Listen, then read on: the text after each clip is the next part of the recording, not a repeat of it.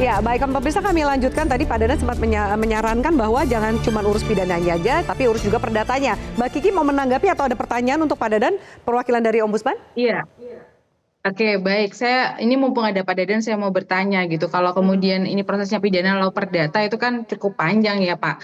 Gimana kemungkinan ketika kasus ini bisa menjadi kasus pidana administratif gitu. Jadi ketika pidananya terbukti, karena ini masih kurang 5 tahun ya sejak balik namanya Batu Pon ke IF ini, apakah masih bisa itu diupayakan untuk pidana administratifnya itu karena masih dalam penguasaan BPN kalau kurang dari 5 tahun ya kalau nggak salah Pak Doni gitu. Baik, Makasih Mbak. Bisa gitu. dijawab? Terima kasih Mbak Kiki. Bisa dijawab Pak Dadan? Iya, saya kira begini. Ini ada apa namanya pelakunya ya, nanti bisa kelihatan pelakunya siapa gitu ya. Nah, terkait dengan yang durasi 5 tahun, memang mungkin nanti Pak Doni juga bisa menyampaikan di bawah 5 tahun sebetulnya Kementerian ATR BPN masih bisa membatalkan itu gitu ya.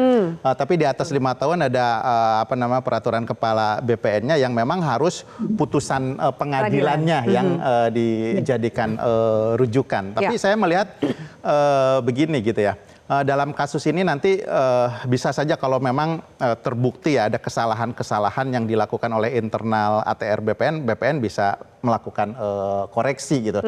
Tapi dari apa namanya konstruksi kasus yang disampaikan, saya melihat di sini unsur pidananya lebih banyak di apa namanya di orang per orang, di pelaku gitu ya. Jadi yang ini yang pidana apa namanya murninya gitu yang tentu kalau apa namanya pidana administratif ini kan menyasarnya ke penyelenggara negara nih gitu lah. Sementara penyelenggara negaranya di sini kan apa namanya unsur perbuatan pidananya belum kelihatan, bahkan Masih tidak kelihatan ya. karena pendaftaran kecuali nanti memang ada apa namanya dengan oknum kerjasama dan sebagainya terbukti di sana. Tapi di sisi ATR BPN karena masih di bawah 5 tahun memang per BPN-nya itu masih memungkinkan untuk di internal membatalkan. Tapi ini juga harus dilihat putusan pengadilan pidananya itu nanti gitu ya. Dari proses hukum ini berarti dari ya, proses masih hukum menunggu. ini seperti apa gitu. Nah, sementara kalau pidana administratif untuk si itu apa namanya pelaku yang dari perorangan kan nggak ada gitu. Berarti kan itu tetap harus ada proses keperdataan. Nah, yang harus dikawal nanti adalah proses di peradilannya gitu. Karena problem mafia tanah ini kan bukan hanya problem di apa namanya para pihak yang ini apa yang bertransaksi kemudian di pemerintah ATR BPN bukan hanya di situ aja problemnya ya oknum-oknumnya, tapi juga di pengadilan juga banyak oknum-oknum gitu yang memang harus ya dikawal betul bagaimana supaya proses peradilannya ya betul-betul mencerminkan keadilan yang sesungguhnya. Gitu. Baik. Saya ke Mas Rian sebelum Pak Doni jawab tadi pertanyaan Mbak Kiki soal mekanisme ke depannya di bawah 5 tahun atau di atas 5 tahun. Mas Rian, jadi sebenarnya kalau Mas lihat sebagai pengamat kebijakan publik melihat ini sumber permasalahannya di mana? Karena kan sepertinya kasus mafia tanah ini nggak selesai-selesai dan muncul terus. Sayang sekali kalau kemudian menyasar orang tua seperti Batu Pon ini. Jadi gini, pertama kali mindsetnya bahwa mungkin yang paling penting ya, yang paling penting dan paling mahal di dunia itu tanah. Kenapa? Tuhan cuma bikin satu bumi, nggak pernah nambah. Yang kedua, kementerian yang paling berat kerjanya bukan keuangan, ATR BPN. Bayangkan ya, kita punya 2 juta kilometer persegi. Itu kalau dikalikan meter persegi, 2 triliun meter persegi itu. Itu sangat nggak mudah. Dikasih jenderal, Pak Ajanto, nggak selesai. Dikasih Mas yang putranya presiden, nggak selesai. Mas Nah, jadi untuk memimpin ATR BPN adalah seorang ahli hukum yang mumpuni. Bukan hukum korporasi, kalau Pak Sefan itu hukum korporasi itu nggak bisa. Jadi ini kerjaan besar loh, ini menyangkut yang namanya bahwa negara itu melindungi tumpah darah, ya ini. Tapi saya sedih ketika Mas Rian sempat menyampaikan. Pertama dulu nih. Kedua, kita sekarang berbicara masalah hukum ya, kedua hukum. Lihat ya, kalau kita belajar hukum di Indonesia, paradigma hukum kita adalah paradigma hukum murni, namanya Hans Kelsen. Artinya itu hukum nggak mau dimasukin apa saja. Nggak ada empati, nggak ada politik, nggak ada. Yang ngelawan itu namanya Pak Sacipto yang dari Undip kalah juga. Jadi kayak gini nggak bakal menang karena dasarnya adalah bukti-bukti material akan bertahun-tahun.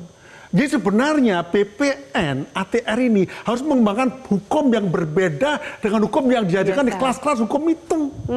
Nah kalau perspektifnya hukum seperti itu sampai kapanpun nggak pernah selesai, pasti kalah itu. Kena coba ya, semua transaksi ada aja bukti materialnya. Di mana dibuktikan lagi? Nggak mungkin, ini susah sekali. Untuk kasus Batu Pon Anda lihat bahwa berat sekali. Panjang. Misalnya saya udah membeli ya, Ya. ada transaksi bukti-bukti materai, itu nggak bisa dikalahkan dengan mudah loh itu. Pengadilan memenangkan saya. Kenapa? Bukti materai ada. Itu masalah ketidaktahuan kan. Di dalam hukum ketika Anda nggak tahu, Anda dianggap tahu gitu loh. Nah ini terjadi. Karena kita hukumnya Hans Kelsen. Jadi problemnya sejak paradigma hukum yang diajarkan kepada praktisi hukum sudah salah. Ini adalah model hukum yang diajarkan di Amerika, di Harvard, yang di Amerika nggak mungkin dikasih. Jadi di situ nggak ada empati, nggak ada. Kita dengan cara kayak gini nggak masuk. Karena di pengadilan nggak ada kayak gini. Yang ada adalah hukum murni, bukti-bukti formal, and the others gone. Makanya kalau gini caranya adalah bagaimana yang namanya politik hukum masuk. Yang hari itu namanya Pak Mahfud MD itu. Jadi minta Pak Mahfud bisa jadi advisernya. Kalau nggak selesai. And this is a lot of problem loh. Ini baru Jawa. Di luar Jawa saya menemukan ribuan. Dan menyerah saja. Ini nggak mudah. Nah sekarang kita suka gampangkan itu loh. Nah untuk Pak Doni, saya kasih akses Pak Doni ya. Nanti kalau saya mau ke Jogja kita bicara lebih lanjut. Jadi Pak Doni gunakan namanya pendekatan audit forensik. Detail itu Pak, itu untuk audit di KPK itu baru ketemu. Tapi itu pun nanti yang namanya Bapak nanti bilang sama kepala BPN sekarang Pak apa namanya ini yang dari NU nih kan Pak Nusron kasih tahu bahwa BPN harus punya hukum yang berbeda. Kalau nggak bertele-tele dan orang akhirnya menjadi ternyata cuman diberitakan, diproses, nggak bakal selesai. Ini adalah gunung es kita, di mana masalahnya ini kecil aja. Yang bawah ini lo gede apa nomor satu, tanah itu nggak bisa diselesaikan dengan cara hukum yang ada. Perspektif hukum kayak gitu, perspektif hukumnya Hans Kelsen yang namanya hukum murni nggak bisa jalan. Jadi ada perubahan hukum di sini, yang lain boleh tapi sini. Dan ini berhubungan dengan namanya di Jawa ada istilah, nanti tanya Pak Doni meskipun namanya Doni pasti orang Jawa nih. Di Jawa ada istilah sak dumuk batuk, sak nyari bumi. Ini jidat kecil, tapi you sentuh you marah. Karena masalah kehidupan. Nah ini harus disentuh juga. Ini harus menjadi agenda presiden. Karena kalau bisa selesaikan ini, kalau mau saya secara kebijakan selesai gampang kok. Presiden mengeluarkan sebuah belate baru. Bahwa ini masalah tanah seperti ini. Dan ini betul-betul sebuah effort yang nggak mudah. Kenapa? Yang dibilang mafia tanah, it's real there. Dan namanya mafia, itu kadang ibadah kekuasaan. Untouchable. Nah ini contoh masalah kemarin yang itu, apakah selesai namanya pemagaran laut? Nggak selesai juga. Jadi yang namanya ini adalah gunung es. Nah ini saya kira mumpung kita punya Pak Prabowo sebagai TNI ya. Dengan keberanian beliau, ayo kita perangi. Mafia selesai lah gitu kira-kira. Gitu, Baik. Saya harus jeda, nanti saya minta tanggapan Pak Doni usai jeda berikut ini. Tetaplah bersama kami.